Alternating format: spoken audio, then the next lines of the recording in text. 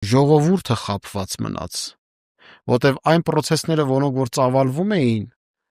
մարդկանց եւ քաղաքացիական հանրույթի հոծ բազմություն դուրս եկավ, մարդիկ չէին եկել պլան կատարելու, մարդիկ եկել էին հեղափոխություն անելու։ Այդ հեղափոխությունը իրականացել է, բայց հեղափոխության դրոշակակիրը ուրացել է հեղափոխության արժեքները։ Դա էր պատճառը, որ հեղափոխությամբ առաջ քաշված մոտեցումները չկապիտալիզացվեցին, չմերժվեցին, նրանք ովքեր որ մերժվելու ենթակա էին։ Չփոփոխվեց մոտեցում, չպատրաստվեց, չկառուցակարգվեց պետական կառավարման համակարգ։ Հիմա այդ հարգելիները ոչ հաջողել են արդարության վերականգնման համատեքստում,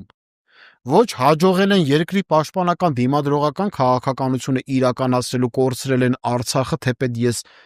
խիստ կասկածներ ունեմ, որ դեպքերի իրադարձությունների զարգացումը այսպիսին կլինեն, եթե պատշաճ կադրային կապիտալ լիներ համապատասխան վայրերում նշանակված։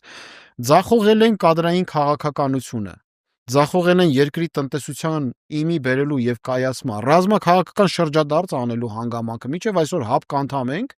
մարդկանց այնքան են հիմարի տեղ դնում, որ ՀԱՊԿ անդամ լինելով հանդերձ, ասում են 1 ամիս հետո Եվրամիության անդամակցելու հայտ ենք ներկայացում, լուրջ եք ասում։